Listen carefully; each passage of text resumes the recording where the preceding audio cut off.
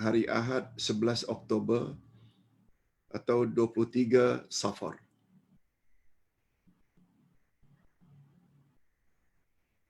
Yang pertama, Ustaz, adakah dibolehkan tanam gigi bagi menutup kerompongan gigi? Hadirin dan hadirat, menanam gigi karena gigi semua sudah dicabut atau sudah patah, boleh tak hukumnya untuk menutup kerompongan gigi? Hadirin dan hadirat, hukumnya boleh. Malah Ustaz berpendapat hukumnya sunat. Malah sampai ke peringkat wajib. Andai kata kita ada kemampuan. Tentu saja jika kita ada kemampuan. Apa sebab, Ustaz? Gara-gara gigi tidak cukup. Ada kemungkinan setengah makhraj huruf Al-Quran yang kita baca jadi salah.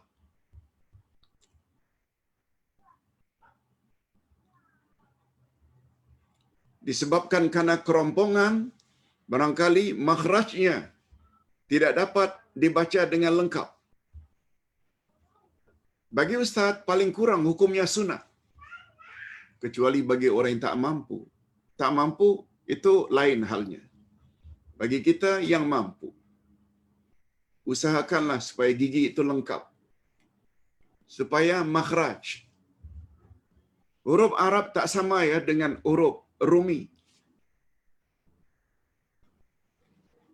Dia ada makhraj. Kha, ha, fa, qaf, kaf, lam, mim, nun.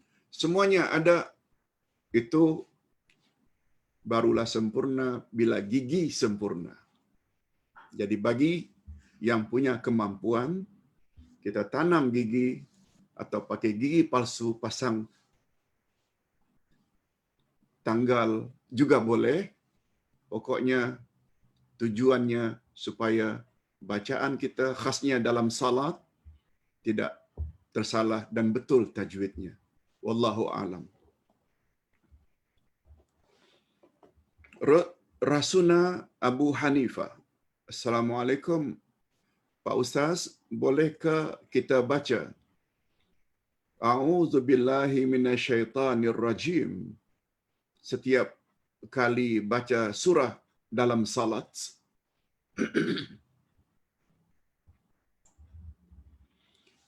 Berdasarkan ayat 98 surat An-Nahl yang Ustaz bacakan tadi. Wa idza qara'tal Qur'ana fasta'idz billahi minasyaitonir rajim.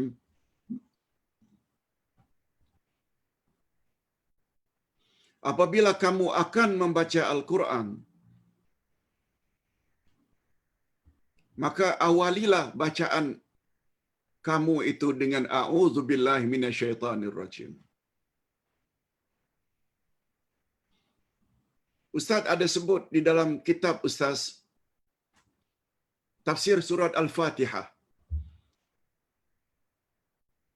Tapi kitab itu sudah lama tidak di-reprint. Padahal itu sangat mustahak. InsyaAllah bila ada masa Ustaz akan cetak balik.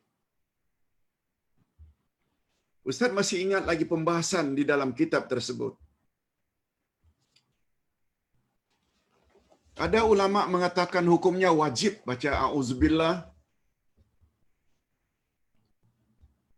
sebelum kita memulai membacai Al-Quran. Sebab al-aslu fil amri lil wujub. Kaedah mereka, asal usul perintah Allah adalah wajib. Itu asal usul. Al-aslu fil amri lil wujub. Asal usul perintah adalah wajib. Oleh sebab itu bunyi ayat, bila kamu akan membaca Quran, bacalah lebih dahulu a'udzubillah. Bacalah itu maknanya perintah. Setiap perintah membawa makna wajib. Ada pula ulama yang lain berpendapat, perintah tak semestinya membawa makna wajib. Tapi juga kadang-kadang membawa makna mandub. Mandub maknanya sunat saja. Hanya saja dalam hal ini, Ustaz ingin tekankan,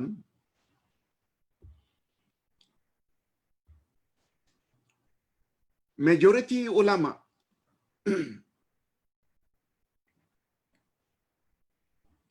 berpendapat kemestian membaca a'udzubillah hanya pada permulaan sahaja. Sebab bunyi ayat, bila kamu akan memulai membaca Al-Quran, hendaklah awali dengan a'udzubillahi minasyaitanirrajim. Ustaz buat contoh. Buka Quran sampai kepada wadduha.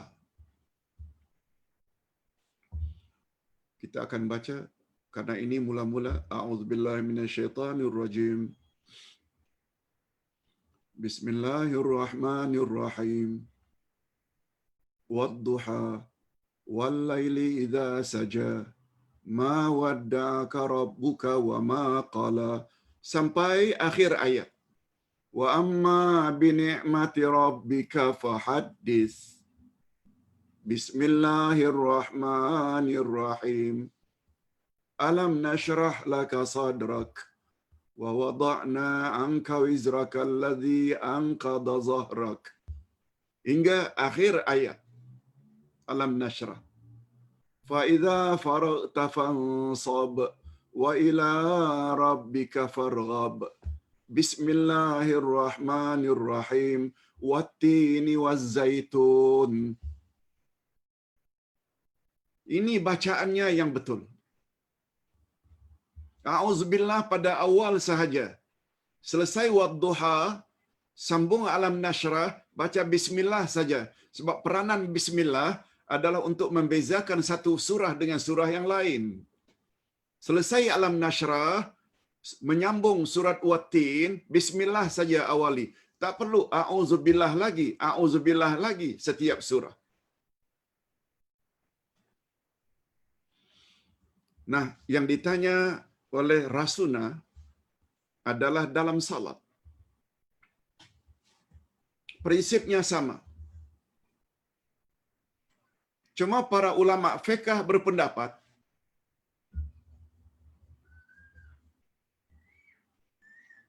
bacaan dalam salat itu adalah satu bacaan. Rakaat pertama 2, 3, 4 kalau zuhur, isya, asar. Kalau maghrib pertama 2, 3. Kalau subuh pertama dan kedua, mereka anggap bacaan dalam salat satu bacaan, maka mereka awali dengan a'udzubillah minasyaitanirrajim setelah doa iftitah sebelum membaca Al-Fatihah.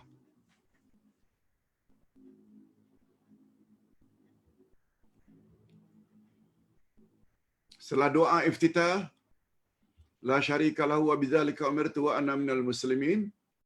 A'udzubillahi minasyaitanirrajim. Bismillahirrahmanirrahim. Alhamdulillahirabbil alamin sampai waladdallin. Untuk sambungnya Bismillahirrahmanirrahim. Qul a'udzu birabbil falaq tanpa a'udzubillah. Begitu juga nanti pada rakaat yang kedua. Bismillahirrahmanirrahim. Alhamdulillahirabbil alamin. Selesai Al-Fatihah baca Bismillahirrahmanirrahim. Qul a'udzu birabbin nas. Ini pandangan jumhurul ulama. Majoriti ulama yang memandang bacaan dalam salat itu satu bacaan. Tapi ada ulama fiqh lain yang berpendapat setiap rakaat adalah bacaan yang berasingan. Oleh sebab itu, setelah doa iftitah mereka baca auzubillahi minasyaitanirrajim, bismillahirrahmanirrahim, Al-Fatihah. Naik rakaat kedua mereka baca lagi a'udzubillahi minasyaitonirrajim, bismillahirrahmanirrahim, al-Fatihah. Begitulah rakaat ketiga dan keempat, sebab mereka beranggapan satu bacaan itu untuk satu rakaat, bukan seluruh salat 4 rakaat ke 3 rakaat. Ustaz cenderung pada pendapat yang pertama. Mau membaca a'udzubillah pada setiap rakaat juga boleh, silakan. Ini yang Ustaz katakan perbedaan cabang. Wallahu a'lam.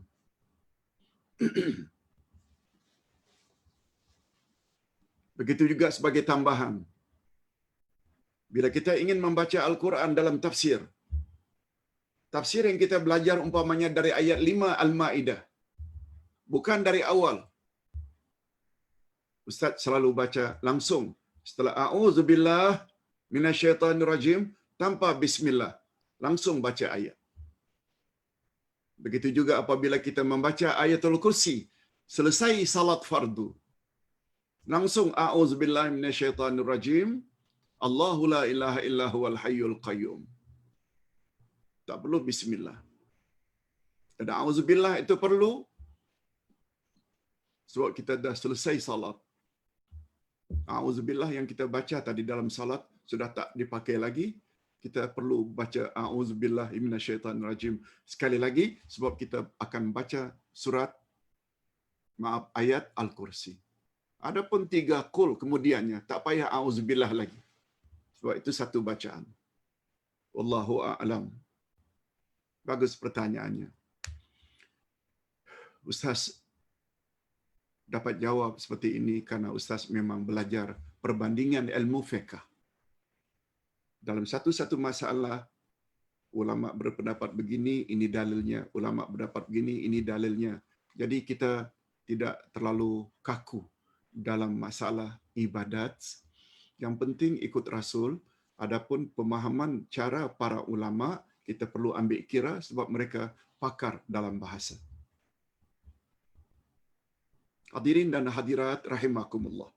Yang ketiga, Jamaiyah Hanif. Soalan. Assalamualaikum Pak Ustaz. Izin tanya, adakah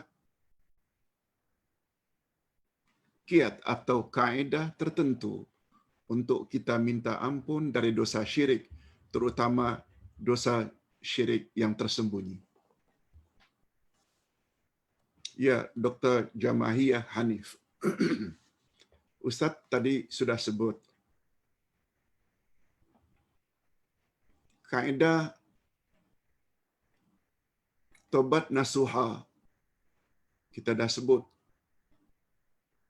Bila dosa bisa besar kita kepada Allah termasuk syirik. Tobatnya ada 3. Rukunnya. Tinggalkan syirik tersebut. Yang kedua, menyesal karena dulu kurang ilmu. Yang ketiga, azam. Tidak akan ulang lagi pada masa hadapan. Cuma syirik, ini akan jadi pembahasan kita nanti pada minggu hadapan. Ada syirik besar, syirik kecil. Bahaya syirik besar, syirik kecil tak sama. Nanti kita akan bahas. Cuma kaedahnya. Apakah kaedah Ustaz supaya syirik yang tersembunyi dimaafkan oleh Allah Azza wa Jalla? Antara lain doa seperti yang Ustaz sebutkan tadi. Kalau kita ada buku Akidah jilid 1, ini kitabnya.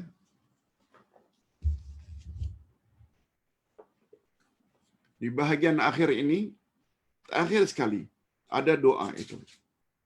Doa itu berbunyi, Allahumma inna na'udzubika min an nusyrika bika syai'an na'lamu wa nastaghfiruka lima la na'lamu. Ya Allah, sesungguhnya kami berlindung kepadamu daripada mempersekutukan engkau atau berbuat syirik dengan sesuatu yang kami ketahui. Dan kami mohon ampunanmu, Ya Allah, terhadap syirik yang kami tidak mengetahui atau yang tersembunyi. Cuma kalau Ustaz boleh tambah, yang kita tidak tahu atau yang tersembunyi, yang kita tak perasan, adalah karena kekurangan ilmu kita dalam bab itu. Oleh sebab itu, kaedahnya, setelah minta ampun macam itu, terhadap syirik-syirik yang tersembunyi, kita tambah ilmu. Kita nampakkan kesungguhan. Kita tidak cover kekurangan kita masa silam dengan menambah ilmu. Yes, itu kaedah yang paling tepat. Dengan berbuat demikian, Allah akan maafkan. Sebab kita nampakkan kesungguhan. Ingat, rahmat Allah itu syaratnya ada 3. Tadi Ustaz dah sebut berdasarkan ayat 218 Al-Baqarah. Sesungguhnya orang-orang yang beriman dan orang-orang yang berhijrah, hijrah sikap maknanya dari jahil ingin jadi orang yang berilmu, dan orang-orang yang bersungguh-sungguh. Pertama, iman mantapkan. Yang kedua, hijrah, berpindah dari kurang kepada yang lebih baik. Dan yang ketiga, bersungguh-sungguh. Apa kata Allah terhadap mereka ini? Ulaika yarjuna rahmatallah. Mereka lah orang yang mengharapkan rahmat Allah, kasih sayang Allah. Lalu apa kata Allah pada akhir ayat? Innahu huwal ghafurur rahim. Sesungguhnya dia, yakni Allah, dialah maha pengampun lagi maha penyayang. Jadi sayangnya Allah akan terima permohonan ampun kita karena yang lalu kita lakukan itu karena kejahilan kita. Baik. Yang keempat, pertanyaannya safar, otai safar. Seandainya ada orang yang meminta doa hajat di kuburan, termasuk menduakan Allah ke Ustaz atau syirik? Adakah kita lihat pada zahir perbuatan atas itu dikatakan sesat? Adakah kita lihat pada zahir perbuatan itu, perbuatan atas itu dikatakan sesat? Allah Subhanahu wa taala menyebut, siapa yang berbuat syirik, mereka telah sesat sejauh-jauh kesesatan.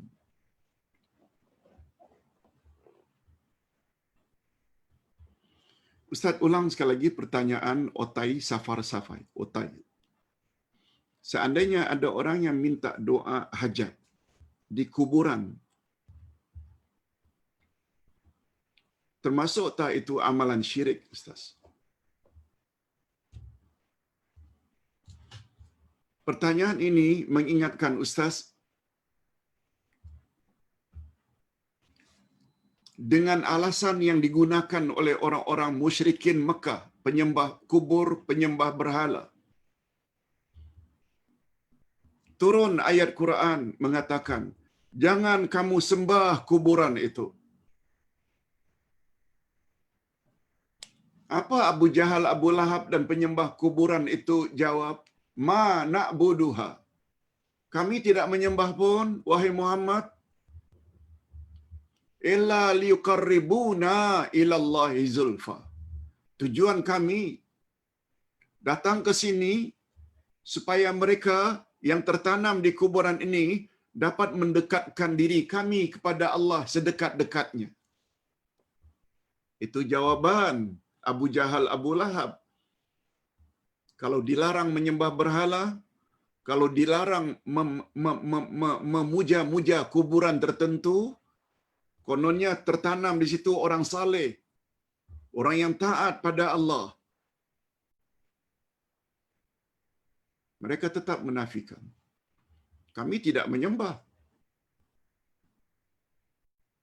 Cuma kedatangan kami ke sini ini, ke kuburan Wali Songo di Jawa, ke kuburan Habib Noh di Singapura, kuburan Syekh Abdul Qadir Jailani di Iraq, kuburan Syekh Sanusi, Badawi, Rifai, semua nama-nama wali-wali tersebut. Bukan beribadat pada mereka. Kami minta ini supaya mereka itu kabulkan, tolong sampaikan doa kami kepada Allah. Itu maknanya supaya mereka dekatkan kepada kami, kepada Allah sedekat-dekatnya. Itu jawaban orang-orang kafir, musyrikin Mekah. Apa bezanya dengan jawaban orang-orang yang ziarah kubur-kubur wali-wali hari ini? Kami bukan menyembah mereka, Pak Ustaz.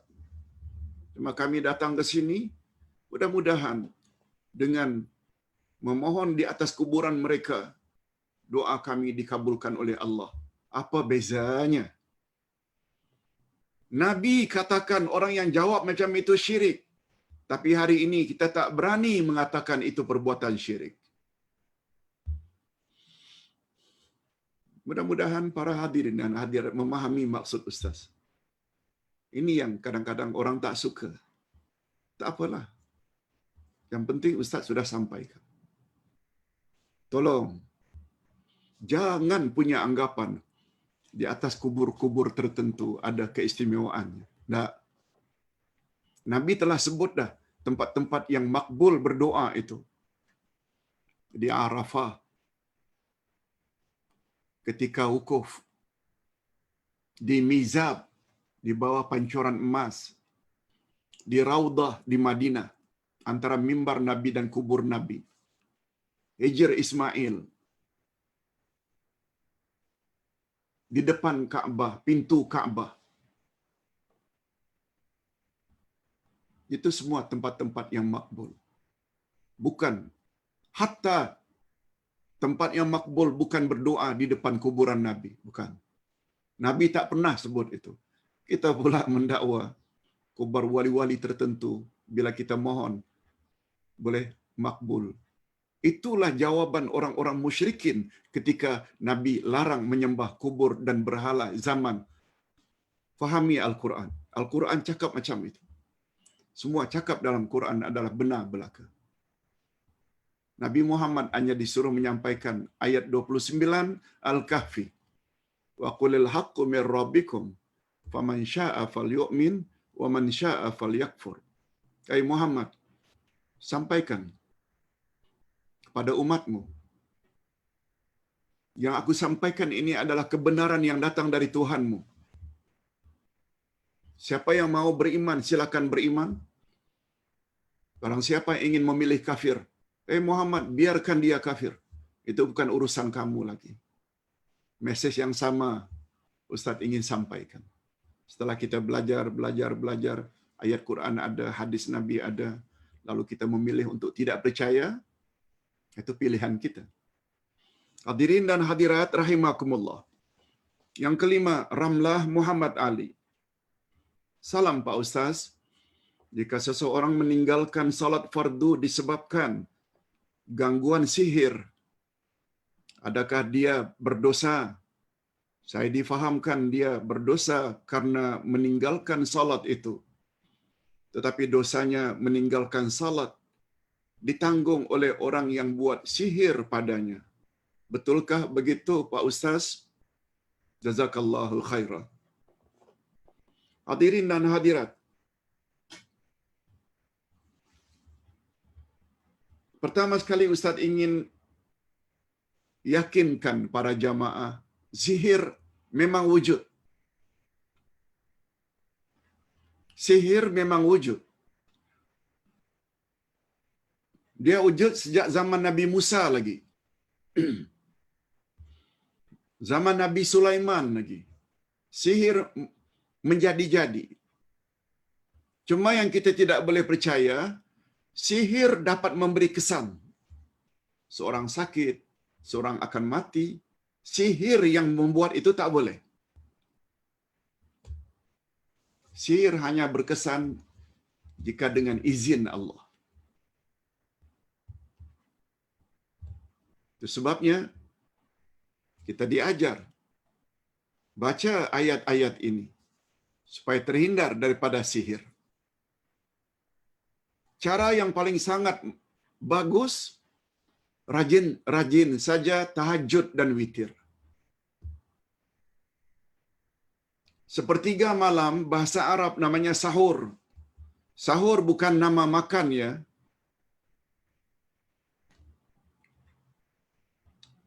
Sahur akar katanya sama dengan sihir. Dalam bahasa Arab, sahur maknanya sepertiga akhir malam. Bahasa Arab dekat dengan English. Masaan itu bahasa Arab, bahasa kita petang. Tapi masaan itu Englishnya evening. Betul tak evening itu boleh sampai jam 9, jam 10? Jam 10 ke atas sampai jam 2, jam 3, itu namanya midnight. Nisful lail. Nisful lail. Bukan jam 12 saja. Nisful lail ini, bila dah jam 11, 12, jam 1 itu, tengah malam. Setelah jam 2 sampai subuh itu namanya sahur. Kalau tak salah dipanggil dengan dawn, wallahu a'lam. DAWN kalau tak salah. English, Arab lebih dekat daripada Melayu.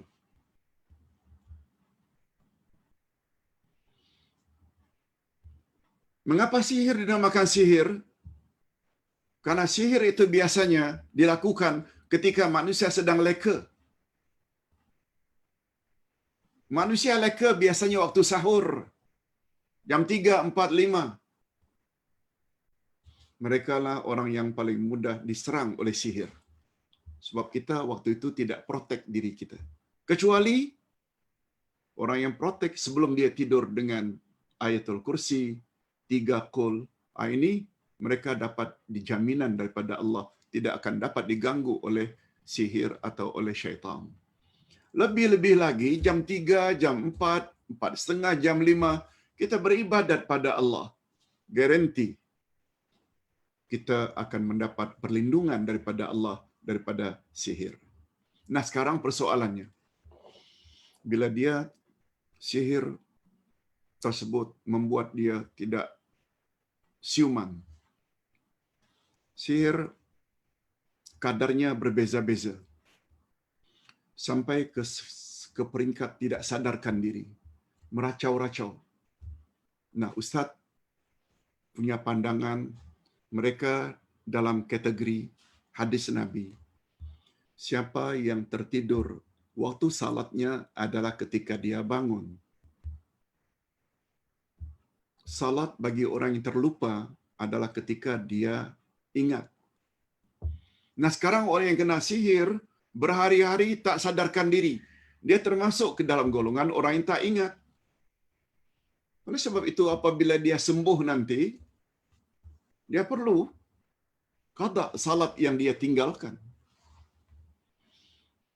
Adapun orang yang menyihirkan kena tanggung, itu dah confirm.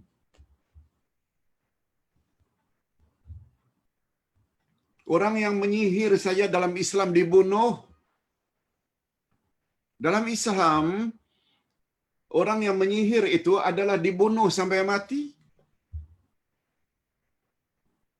Nanti kita akan belajar hukum terhadap orang yang menyihir. Dibunuh. Bayangkan, maknanya dosanya sangat besar. Sudahlah tanggung lagi. Orang tidak puasa, orang tidak salat gara-gara dia. Namun demikian, bagi orang yang terkena sihir itu, bagi Ustaz, dia dalam klasifikasi atau kategori orang yang lupa ingatan. Apabila dia sembuh nanti, dia wajib qada. Sebab dia tergolong ke dalam golongan orang-orang yang tidak ingat. Tapi andai kata dia meninggal dunia dalam keadaan sihir, insya-Allah dia tidak diberi dosa oleh Allah Azza wa Jalla, sebab itu bukan kehendak dia atau dia bukan meninggalkan dengan sengaja. Wallahu a'lam.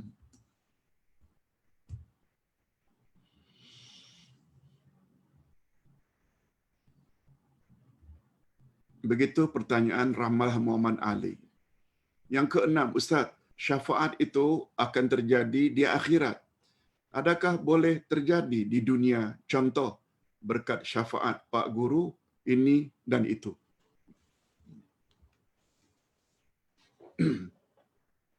Memang ada syafaat dunia dan syafaat akhirat.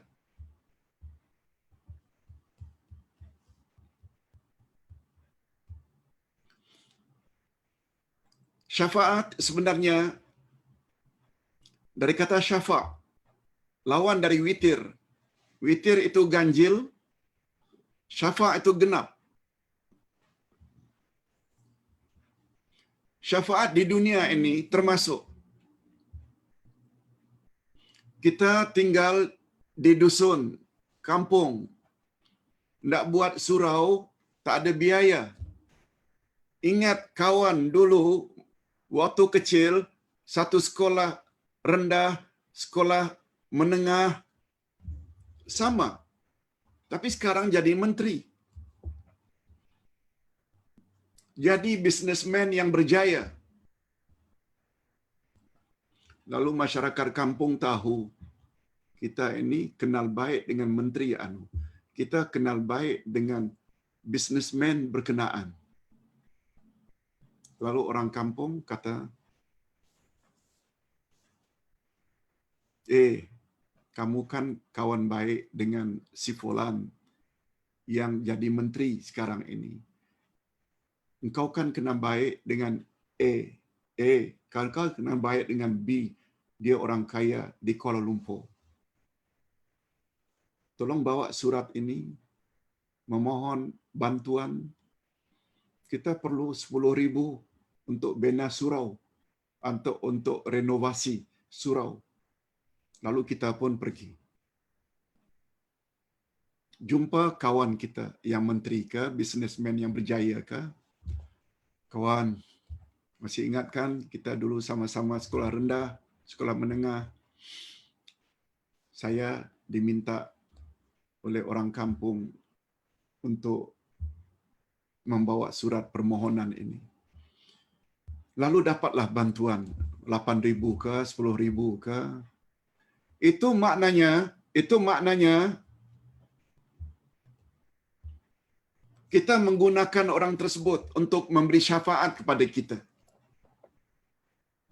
Jumpa kepada orang itu. Dan ini dibolehkan.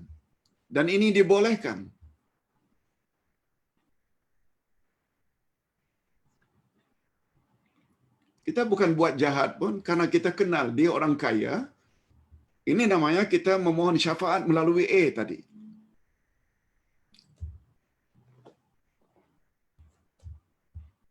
Tetapi apabila kita berkata bahawa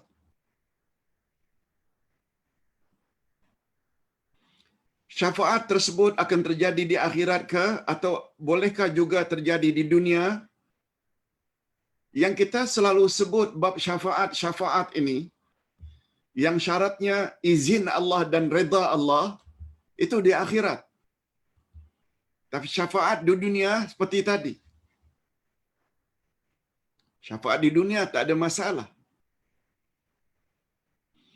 Tapi apabila kita sampai berpendapat, berkat syafaat Pak Guru ini dan itu saya jadi begini. Dia tergantung.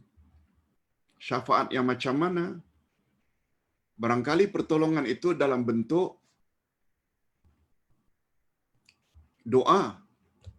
Doa orang yang masih hidup untuk kita boleh. Pak Ustaz, anak saya sakit, boleh tolong doakan? Lalu Ustaz pun doa. Dengan izin Allah, minggu kemudian sembuh. Kita tak gunakan istilah syafaat sebenarnya. Kita boleh gunakan berkat doa Ustaz itu, masih boleh. Sebab dalam agama, untuk bertawassul kepada Allah melalui doa orang yang masih hidup dibolehkan. Tapi bukan menyebut nama orang yang sudah meninggal dunia. Ustaz dah jelaskan tentang syafaat atau doa atau tawassul yang digunakan oleh Umar ibn Khattab. Minta doa pada uncle-nya yang bernama Abbas, bukan pergi ke kuburan Nabi supaya Madinah diturunkan hujan.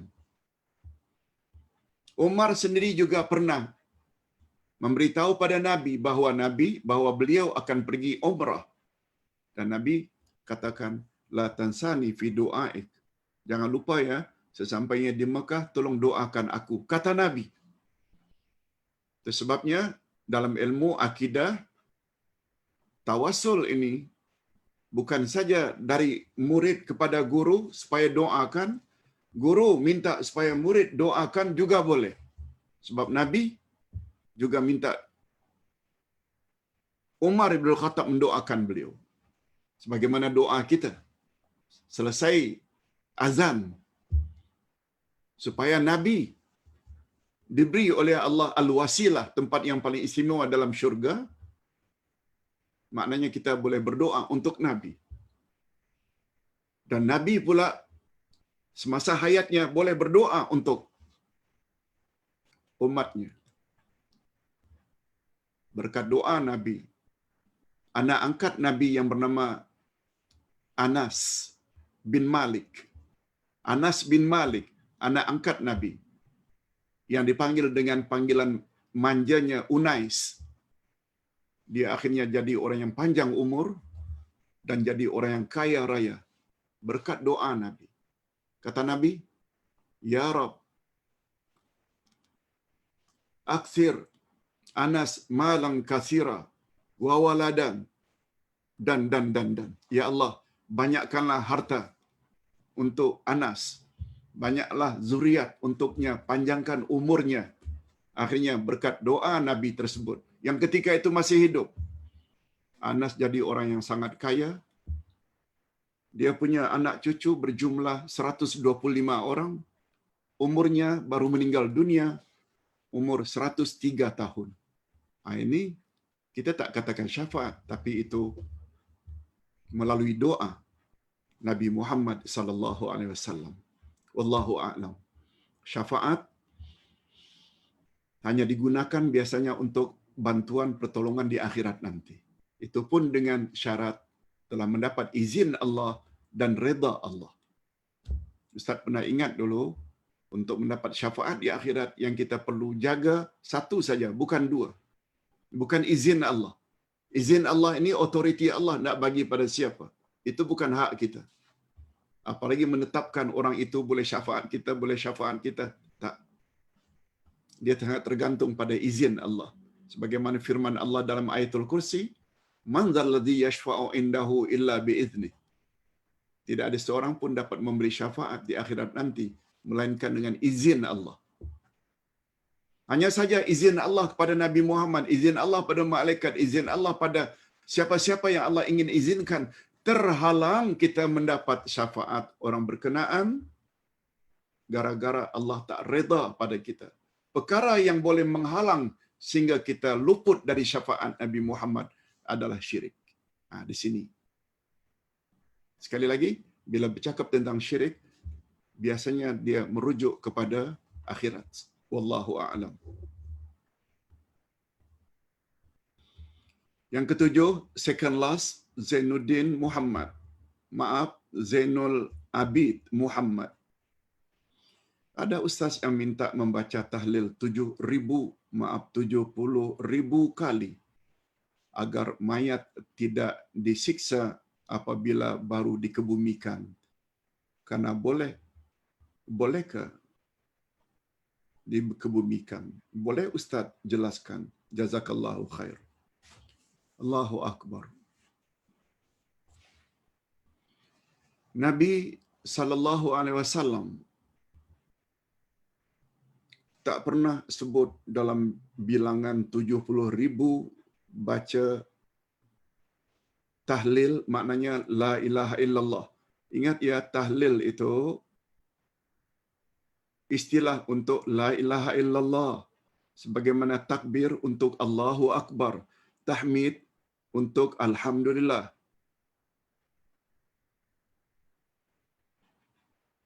Hauqala untuk la haula wa la quwata illa billah. Tasbih untuk subhanallah. Tahlil la ilaha illallah, la ilaha illallah. Hadirin dan hadirat, sebagaimana Ustaz sebut tadi dalam mukaddimah, bila menyangkut perkara ghaib,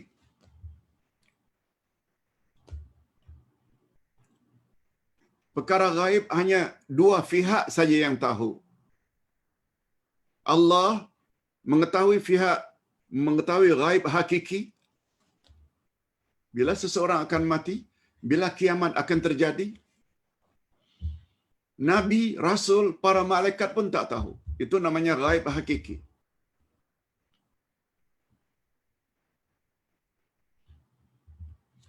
Ghaib yang kedua, ghaib idafi, ghaib tambahan. Iaitu Allah boleh beritahu beberapa perkara ghaib kepada Rasulnya atau pada Nabinya. Karena mereka terima wahyu. Allah sebut dalam Al-Quran bahawa sebahagian perkara ghaib juga boleh diketahui oleh para Nabi, tapi Nabi yang mana? Allah sebut siapa yang Allah redai itu boleh mengetahui perkara ghaib. Man irtada min rasul. Siapa yang Allah redai dari kalangan rasul. Coba fahami ayat ini. Man irtada, man siapa, irtada yang Allah redai, min rasul, dari kalangan rasul. Bila Nabi Muhammad sallallahu alaihi wasallam sebut 15 abad yang lalu, bila dekat kiamat nanti akan muncul menara yang tertinggi di negara-negara yang dulunya padang pasir. Bila dekat kiamat nanti, bilangan wanita lebih ramai dari laki-laki. Bila dekat kiamat nanti akan banyak terjadi peperangan dan gempa bumi. Itu ghaib idafi. Karena Allah yang beritahu, "Wa ma yantiqu 'anil hawa in huwa illa wahyun yuha." Nabi Muhammad tidak bercakap berdasarkan hawa nafsunya. Semua percakapan Nabi adalah wahyu. Siapa yang cakap 70,000 la ilaha illallah ini, garanti mayatnya tidak akan disiksa dalam kubur. Menyiksa dalam kubur itu perkara ghaib ke perkara yang nyata? Ghaib. Kalau ustaz tersebut tidak mendatangkan hadis Nabi, dan hadis itu pula bila menyangkut perkara ghaib mesti sahih, tolong abaikan saja. Sebab Allah tidak menyebut yang mengetahui perkara ghaib itu man irtada min ustaz, man irtada min kiai, man irtada min habib, man irtada min ulama. No. Allah hanya sebut man irtada min rasul. Rasul saja. Orang awam mudah sangat tertipu. Mengapa sangat mudah tertipu? Seseorang menyampaikan tidak dibawa ayat Quran, tidak bawa hadis Nabi, percaya saja begitu. Allahu Akbar. Ustaz tahu, ustaz berkenaan tak suka ceramah-ceramah macam ini. Tapi ustaz kena sebut. Untuk selamatkan jemaah semua, tak cukupkah dengan doa yang diajar oleh Nabi? Selesai tahiyat akhir sebelum salam dalam salat fardu, minta perlindungan 4 perkara. Pertama dari azab kubur, yang kedua dari azab api neraka, yang ketiga fitnah hidup dan fitnah mati, dan yang keempat fitnah dajjal. Nabi anjurkan sangat. Nabi juga ada sebut, yang mengantar kamu ke kuburan ada 3. Keluargamu, hartamu, dan amal salehmu. Yang 2 akan balik, harta dan keluarga. Bersama kamu nanti, yang akan jawab semua soalan kubur adalah amalmu. Nah, Ustaz dah sebut pula dan dah tulis buku jawapan tepat terhadap soalan mukar wa nakir dalam kubur berdasarkan ayat Quran dan hadis Nabi. Apa pasal tak sebut 70,000 tahlil? Ustaz tak kata tahlil itu la ilaha illallah tak ada gunanya. Tapi sampai fadilatnya, kelebihannya, keistimewaannya terhindar dari siksa kubur, itu perkara ghaib. Sama pada ustaz yang ustaz sebut dalam mukaddimah tadi. Bila salawat, baca salawat itu bila dibaca, salawat itu bila dah dibaca, ketika kita mati, masuk kubur, kita akan disambut oleh Nabi Muhammad sallallahu alaihi wasallam. Dan orang tersebut pula hanya sebut Pak Kiai Anu dari Indonesia yang ajar dia. Allah tak sebut yang tahu perkara gaib itu manirtada min Pak Kiai. Allah hanya sebut manirtada min Rasul. Ini yang Ustaz katakan. Akidah mesti solid. Perkara gaib termasuk akidah. Jangan dicampuri dengan akal. Mesti ada rujukannya Quran dan sunnah Nabi sallallahu alaihi wasallam. Dan terakhir Ummu Atifah. Assalamualaikum Pak Ustaz, apakah kedudukan seseorang yang telah melakukan perbuatan syirik, tiarah, bid'ah, karena kurang ilmu agama dan kemudian telah meninggal dunia tanpa bertobat? Sebagai seorang anak, apa yang perlu dilakukan jika yang melakukan perbuatan tersebut ialah ibu bapa sendiri? Apakah Allah SWT akan ampunkan dosa mereka jika anak minta ampun untuk mereka sedangkan mereka melakukan syirik? Bagus pertanyaan Ummu Atiyah.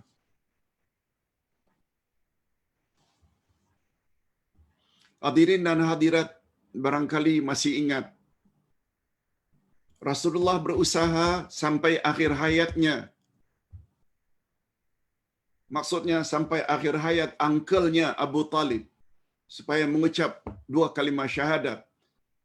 Tapi diganggu oleh Abu Jahal, oleh Abu Lahab, sehingga beliau tidak mengucap 2 kalimah syahadat. Lalu mati dalam kafir. Kafir confirm dia adalah syirik. Sebab dia penyembah berhala.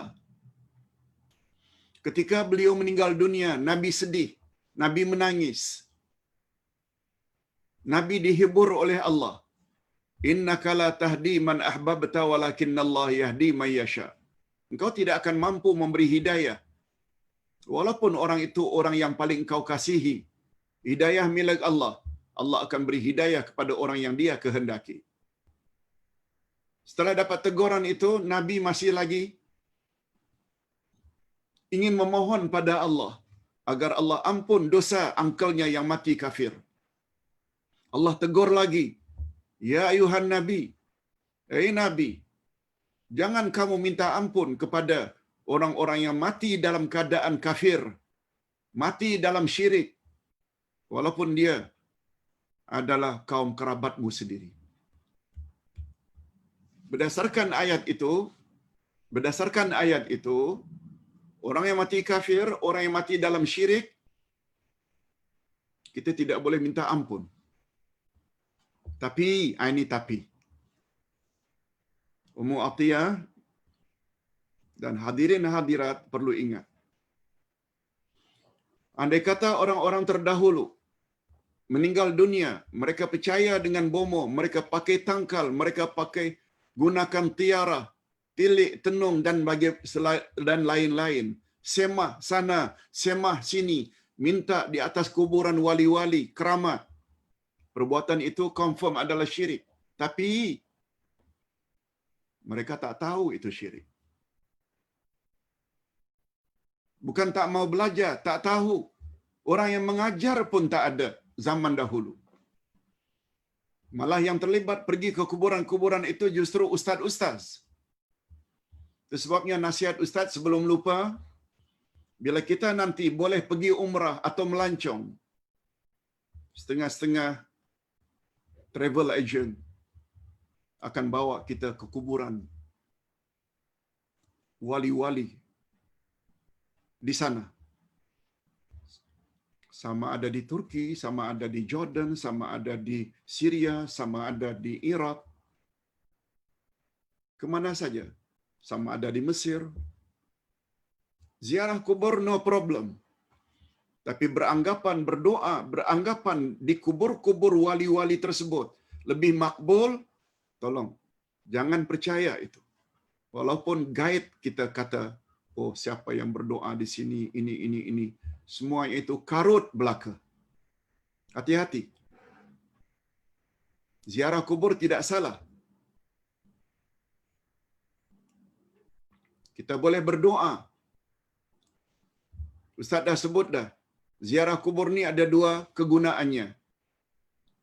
Kegunaan pertama untuk zair, visitor. Yang ziarah ini kita, faedahnya kita akan ingat mati. Macam dia. Itunya salam kita untuk ahli kubur. Assalamualaikum ya ahlul kubur wa inna bikum insyaallah lahiqun. Selamat sejahtera untuk kamu wahai ahli kubur dan kami akan menyusul tak lama lagi setelah kamu. Yang kedua mazur, kegunaan untuk orang yang diziarahi. Berdoa pada Allah agar Allah terima amalan orang berkenaan. Agar Allah hindarkan orang berkenaan dari azab kubur. Agar Allah jadikan kuburnya taman-taman syurga. Agar Allah jangan jadikan kuburnya kawah-kawah neraka. Kita yang doa untuk mereka, bukan minta mereka agar doakan untuk kita. Itu dah salah. Itu sebabnya ilmu akidah sangat mustahab.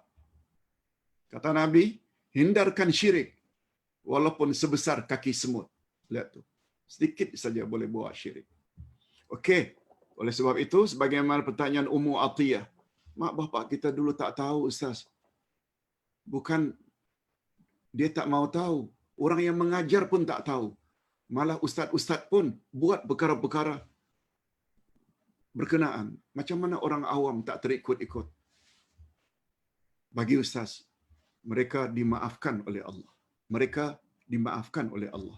Dan kita boleh berdoa untuk mereka. Ya Allah, selain Engkau ampuni dosa-dosa kami kalau kami ada berbuat syirik, ampunkan jugalah, ya Allah, dosa-dosa ibu bapa kami yang telah meninggal dunia. Andai kata mereka dulu pernah melakukan amal-amal syirik, padahal mereka sebenarnya tak tahu, ya Allah.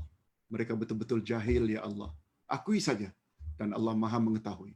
Tidak ada dosa bagi orang yang tidak tahu.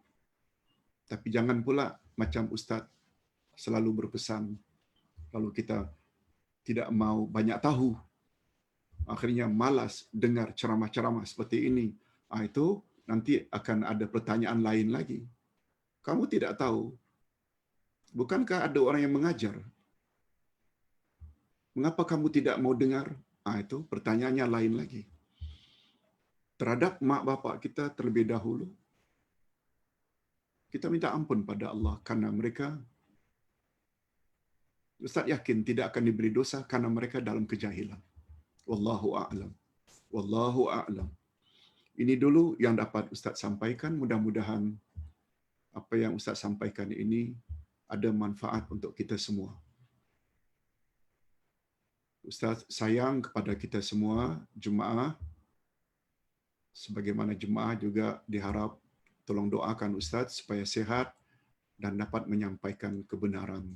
Supaya kita sama-sama mendapat husnul khatimah dan kita sama-sama dapat memasuki syurga Allah Azza wa Jalla, terhindar dari azab kubur, terhindar dari azab api neraka. Wa sallallahu ala nabiyyina Muhammad wa ala alihi wa sahbihi ajma'in. Subhana rabbika rabbil izzati amma yasifun wa salamun alal mursalin walhamdulillahi rabbil alamin. Assalamualaikum warahmatullahi wabarakatuh.